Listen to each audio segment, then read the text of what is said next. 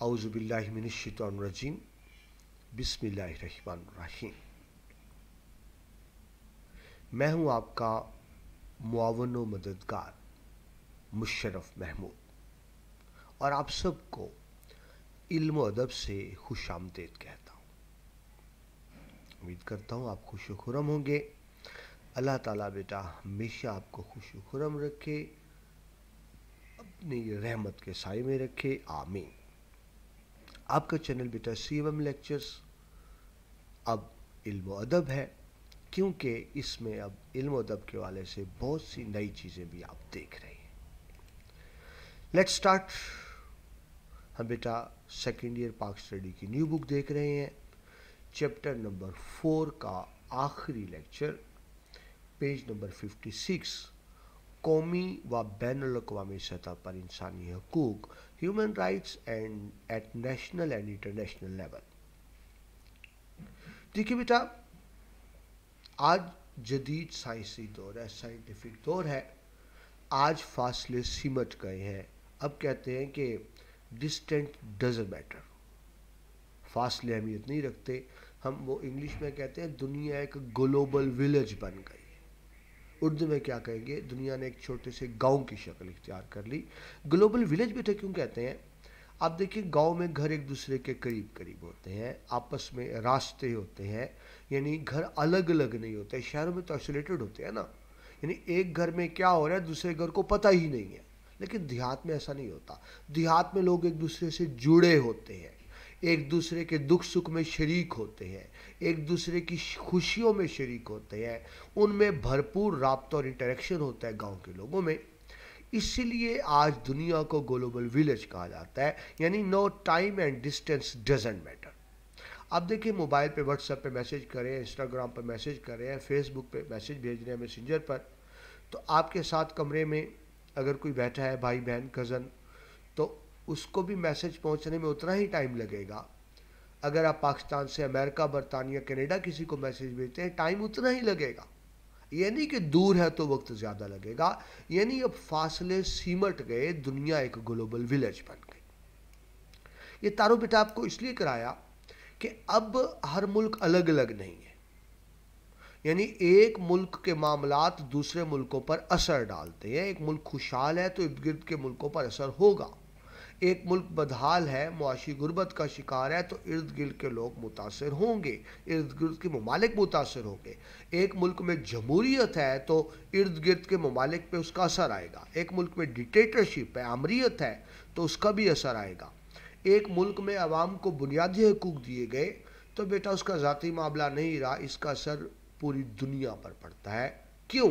जो आपको बताया, दुनिया एक ग्लोबल विलेज बन चुकी है। यानी अब मुल्कों के मामलात इनफरादी नहीं रहे, इंटरनल नहीं रहे। अब एक मुल्क, ख़ास तौर पर जो ताकतवर मुल्क है, वो बाकी ममालिक पर असरअंदाज होते हैं। ठीक है जी। तो यानी अब एक मुल्क दूसरे पर असरअंदाज होता है। तो अब हम देखते हैं कि वो हकूक़ जो पाकिस्तान में दिए गए वो तो कौमी हकूक़ हो गए। बैनुल-अक़वामी सतह पर क्या हो रहा है? जो बेटा इंटरनेशनल लेवल पर, बैनुल-अक़वामी सतह पर जो भी वाक़यात होते हैं उसका असर पड़ता है। बस सर आप देखें, इस वक्त जो रूस और एक जंग चल रही है इस वक्त रूस की, तो आप देखें उससे पाकिस्तान में चीज़ें महंगी हुई हैं। जब ईरान इराक जंग था, हम पे असर पड़ा था। ठीक है, यूरोप में कोई मामला होता है तो यहाँ पे असर पड़ता है। तो अब बैनुल-अक़वामी मामलात जो होते हैं वो पूरी दुनिया पर असर डालते हैं। ठीक है, तो उसी वाले से आज हम देखते हैं human rights eight national and international level. हमें कौन से इंसानी हकूक़ हासिल है पाकिस्तान के आइन कानून के तहत, और बैनुल-अक़वामी मुआशरे को, इंटरनेशनल कम्युनिटी में कौन से हकूक़ हैं, उनको कंपेयर करेंगे। ठीक है जी। तो ये देखिए, जो फर्स्ट पॉइंट आपको नज़र आ रहा है, कौमी सतह पर इंसानी हकूक़ का मतलब है वो मुआशरती और सियासी सहूलियात जो एक रियासत अपने शहरियों को मुहैया करती है ताकि वो बेहतर ज़िंदगी गुजार सके। ठीक है बेटा, हकूक़ क्या है? मुआशरती हकूक़ यानी मुआशरे में सब बराबर है। सियासी हकूक़, सियासी तौर पर सहूलियात, मैं अपनी मर्ज़ी की सियासत में कर सकता हूँ, अपनी मर्ज़ी की पार्टी ज्वाइन कर सकता हूँ, अपनी मर्ज़ी का इज़हार राय कर सकता हूँ। तो इससे क्या होता है बेटा, ये वो सहूलियात हैं जो शहरियों को दी जाती हैं। یعنی ایکچولی ہیومن رائٹس ہوتے کیا ہیں، انسانی حقوق کیا ہوتے ہیں؟ انسانی حقوق عوام کے وہ مطالبات ہیں جو حکومت مانتی ہے اور جس کے نتیجے میں عوام کو سہولیات ملتی. ٹھیک ہے جی. حکومت دیکھیں، اب مثلا آپ کو آسان سی مثال دیتا ہوں. اب گورنمنٹ نے حکومت پنجاب میں تو ایسا ہے کہ جگہ جگہ فلٹر پلانٹ لگے ہوئے ہیں، اس سے عوام کو آسانی ہو گئی نا کہ پینے کا صاف پانی میسر ہوا. ٹھیک ہے، تو اب عوام کا حق بھی بن گیا یہ. ٹھیک ہے جی. تو حقوق کیا ہوتے ہیں؟ وہ سہولیات جو حکومت کی طرف سے دی جاتی ہیں تاکہ شہریوں کو سہولت ملے. اور بیٹا ظاہر ہے جتنی انسان کو سہولتیں ملتی چلی جاتی ہیں اتنی اس کی زندگی میں آسانی آتی چلی جاتی ہے، اتنی اس کی زندگی بہتر ہوتی چلی جاتی ہے، اتنا ہی اس کی زندگی کا سٹینڈرڈ کا معیار بھی بہتر ہوتا چلا جاتا ہے. تو دراصل انسانی حقوق کیا ہوتے ہیں؟ جو انسان کی خوشحالی کا سبب بنتے ہیں، جو اس کا معیار زندگی بہتر یعنی سٹینڈرڈ آف لائف بہتر کرنے کا سبب بنتے ہیں، ان کو کیا کہا جاتا ہے؟ ان کو انسانی حقوق کہا جاتا ہے. ٹھیک ہے جی. آگے چلے. یہ بات جو بیٹا میں نے ابھی زبانی بتائی آپ کو. حقوق شہریوں کے وہ دعوے ہوتے ہیں، دعوے، کلیمز، مطالبات جو وہ اپنی ریاست سے کرتے ہیں اور ان مطالبات کو ریاست تسلیم کرتی ہے اور لاگو بھی کرتی ہے. ٹھیک ہے. دیکھیے بیٹا میں آپ کو آسان سی مثال دوں. ریاست کا کردار باپ کی طرح ہوتا ہے. ریاست کا کردار، حکمران کا کردار باپ کی طرح ہوتا ہے، عوام کا باپ ہوتا ہے. چھوٹے بچے اپنے باپ سے فرمائش کرتے ہیں نا، چھوٹی چھوٹی فرمائشیں کرتے ہیں، فرمائش باپ سے کی جاتی ہے. تو ریاست یا ریاست کا سربراہ کا کردار بھی باپ کا سا ہوتا ہے. عوام جو مطالبے کرتے ہیں کہ ہمیں یہ ہماری باتیں مانی جائیں، اور حکومت یا ریاست جب ان مطالبات کو تسلیم کر لیتی ہے تو ان کو حقوق کہا جاتا ہے. ٹھیک ہے. عوام کی طرف سے کیے گئے مطالبات جن کو ریاست تبدیل کرے وہ حقوق ہوتے ہیں.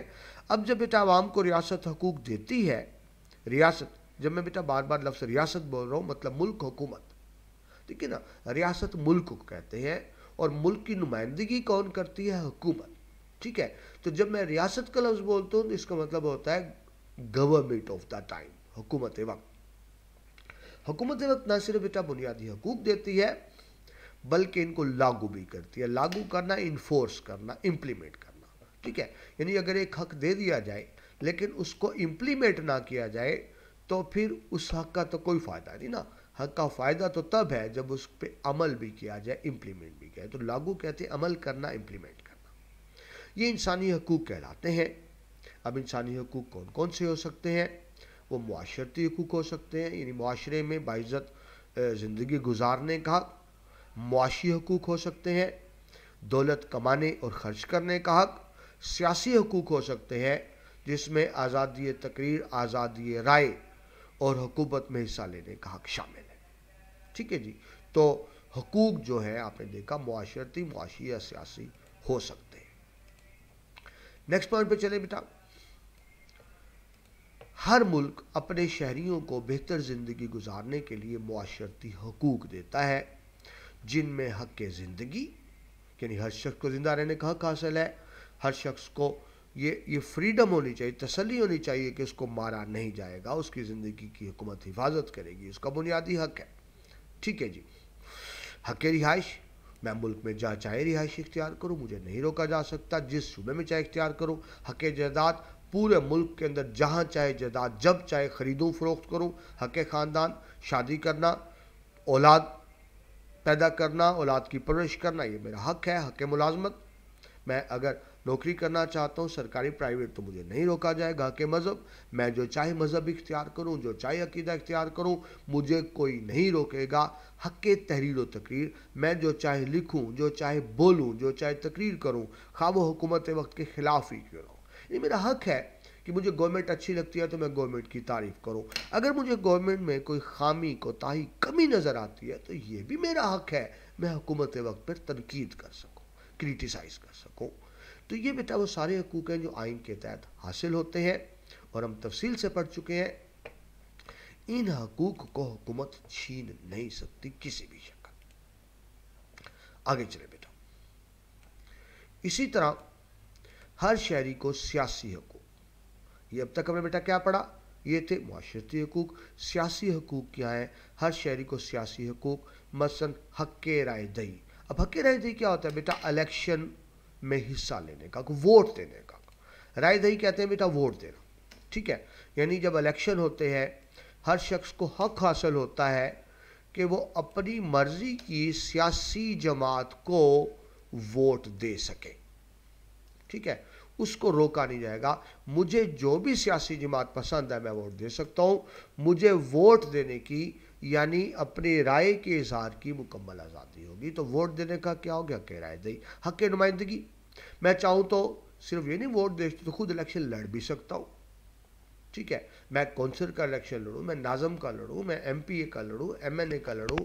ہر شخص کو حق حاصل ہے کہ وہ انتخابات میں حصہ لے سکتا ہے۔ یعنی سمپل سمجھ لیں، ہر شخص کو ووٹ دینے کا حق بھی ہے اور ووٹ لینے کا حق بھی ہے۔ یہ دونوں حقوق حکومت نہیں چھین سکتی۔ حق منصب، بیٹا منصب کہتے ہیں عہدے کو، کہ اگر میں کسی عہدے کا اہل ہوں، اگر میں جج بننے کا اہل ہوں، اگر میں فوجی آفیسر بننے کا اہل ہوں، اگر میں پولیس آفیسر بننے کا اہل ہوں، تو پھر یہ بھی مجھے حق حاصل ہے کہ کروں، مجھے روکا نہیں جائے گا۔ حق تنقید، کرٹیسزم، مجھے اگر گورنمنٹ کے فیصلے غلط لگتے ہیں یا حکومت کے کسی ادارے کے فیصلے غلط لگتے ہیں تو میرا حق ہے میں اس پہ تنقید کر سکوں۔ یہ نہیں کہ میں تنقید کروں گا تو مجھے گرفتار کر لیا جائے، سزا دی جائے، ایسا نہیں ہوگا، یہ میرا آئینی حق ہے۔ جماعت سازی یعنی جماعت بنانا، میں جماعت بنا سکتا ہوں، اور ہم بار بار دیکھ رہے ہیں وہ جو جماعت سیاسی بھی ہو سکتی ہے، مذہبی بھی ہو سکتی ہے، سماجی بھی ہو سکتی ہے، معاشرتی بھی ہو سکتا ہے۔ میں پولیٹیکل پارٹی بنا سکتا ہوں، میں مذہبی پارٹی بنا سکتا ہوں، ٹھیک ہے جی؟ میں کیا بیٹا ٹیچرز کی یونین بنا سکتا ہوں، ٹھیک ہے جی؟ میں اسٹوڈنٹ یونین بنا سکتا ہوں، میں اسٹوڈنٹس کی کوئی کھیلوں کی ایسوسیشن بنا سکتا ہوں۔ یعنی جو چاہے بناؤں، مجھے روکا نہیں جا سکتا۔ نیکسٹ دیکھیے، نیکسٹ پوائنٹ،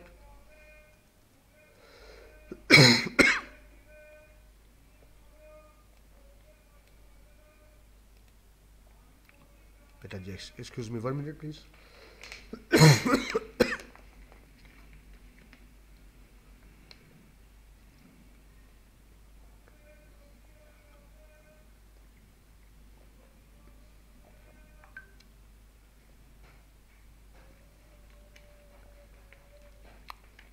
جی، ہر ملک اپنے شہریوں کو حقوق مہیا کرنے کے لیے آئین میں ضمانت دیتے ہیں۔ ضمانت بیٹا کہتے ہیں گارنٹی کو، یعنی جو عوام کے بیٹا بنیادی حقوق ہیں اس کی گارنٹی آئین میں موجود ہوتی ہے، کانسٹیٹیوشن میں موجود ہوتی ہے کہ کوئی ان حقوق کو چھین نہیں سکتا۔ یہ گارنٹی آئین میں موجود ہوتی ہے، اور آئین بیٹا تحریری ریٹن فارم میں، پاکستان کا آئین بیٹا ریٹن فارم میں ہے، تحریری شکل میں ہے، یعنی لکھ دیا گیا کہ یہ حقوق ہیں، چھینے نہیں جا سکتے۔ یاد رکھیں بیٹا بہت سے ملکوں کا آئین ریٹن نہیں ہوتے، مثلا انگلینڈ کے ریٹن نہیں ہے، لیکن پاکستان کے تینوں آئین ریٹنز تھے۔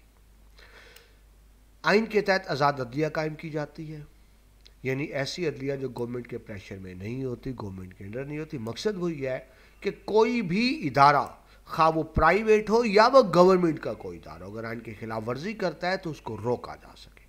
اور بیٹا ظاہر ہے عدلیہ کب روک سکے گی؟ جب عدلیہ خود آزاد ہوگی، ورنہ نہیں روک سکے گی، تاکہ کوئی فرد یا ادارہ شہریوں کے حقوق کو سلب نہ کر سکے، چھین نہ سکے، ٹھیک ہے بیٹا؟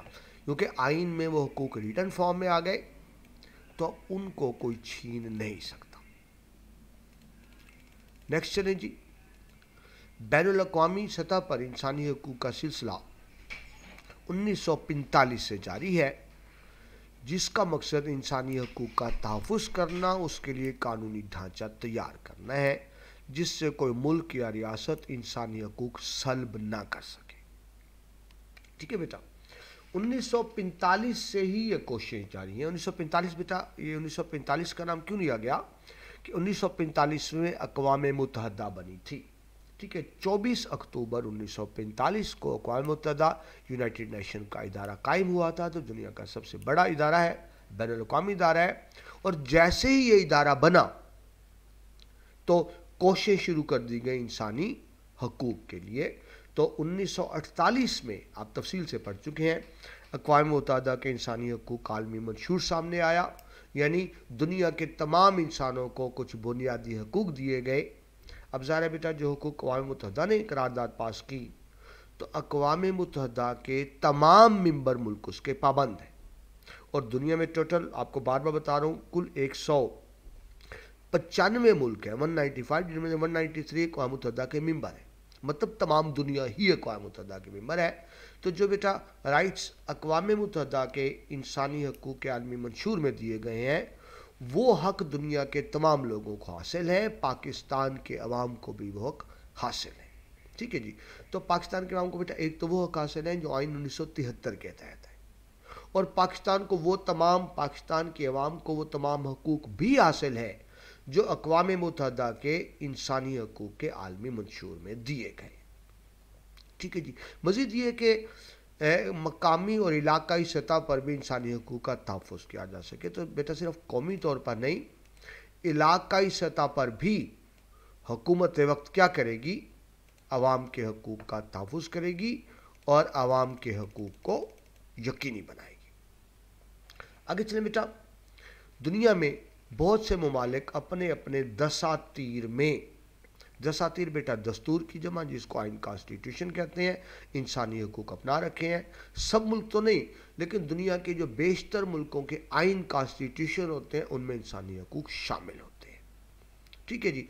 और आइन में ज़मानत दी जाती है कि अवाम को बुनियादी हकूक़ मिलेंगे। बिल्कुल इस तरह बेटा हम तफसील से पढ़ चुके हैं, पाकिस्तान के आइन में भी अवाम को बुनियादी हकूक़ दिए गए हैं, और साथ ही इस चीज़ की ज़मानत गारंटी भी दी गई है कि ये वो बुनियादी हकूक़ हैं जिनको हुकूमत वक्त भी नहीं छीन सकेगी। हुकूमत छीनना भी चाहे तो उनको नहीं छीन सकेगी। बैनुल-अक़वामी सतह पर वक्तन फ़ौक्तन मुआहदात, एग्रीमेंट्स होते रहते हैं, रस्मी कवानीन भी बनते रहते हैं, यानी जो बाकायदा लाज बनते हैं, ऐलानात भी होते हैं, कुछ असूल व ज़वाबित तय किए जाते हैं जिसके तहत इंसानी हकूक़ का तहफ़्फ़ुज़ होता है। ठीक है बेटा। तो देखिए इंसानी हकूक़ कहाँ कहाँ से मिलते हैं। एक तो आपने पढ़ा, अगर पाकिस्तान की बात करें, हमें मुल्क के आइन 1973 के तहत बुनियादी हकूक़ हासिल है, एक बात हो गई। दूसरी बात बेटा, जो अक़वाम मुत्तहिदा ने अपने चार्टर में इंसानी हकूक़ दिए हैं वो भी हासिल हैं, दूसरी बात हो गई। लेकिन एक और बात भी होती है, बाज़ औक़ात कोई इंटरनेशनल मुआहिदात होते हैं, कोई कवानीन बनते हैं, कोई रूल्स बनते हैं जिनके तहत भी अवाम को बुनियादी हकूक़ हासिल होते हैं। ठीक है जी। तो ये बेटा जो बैनुल-अक़वामी मुआहिदात होते हैं, जो इस तरह के एग्रीमेंट होते हैं, इनसे बेटा फ़ायदा ये होता है, ये इंसानी हकूक़ में इजाफ़े का बाइस बनते हैं। ठीक है जी। एग्रीमेंट दो मुल्कों में या बहुत से मुल्कों का आपस में होता है, तो उसका इम्पेक्ट क्या आता है कि कुछ मज़ीद इंसानी हकूक़ भी हासिल हो जाते हैं। ठीक है जी। नेक्स्ट चलें बेटा, अगला पॉइंट, बैनुल-अक़वामी सतह पर मुख्तलिफ मुआहिदात का हिस्सा बनने से रियासतों पर फ़र्ज़ आयद होता है कि वो इंसानी हकूक़ का तहफ़्फ़ुज़ करें। देखिए बेटा, जिस तरह अफराद में मुआहिदे होते हैं, एग्रीमेंट्स होते हैं, इस तरह बेटा मुल्कों में भी मुआहिदे होते हैं। ठीक है। वो तिजारत का हो सकता है, वो दिफा का हो सकता है, वो ख़रीदो फ़रोख्त का हो सकता है, वो बाटर तिजारत का हो सकता है, वो फ़ौजी साजो सामान का हो सकता है, वो इंसानी हकूक़ का हो सकता है, वो जॉब मुलाजमत के वाले से हो सकता है।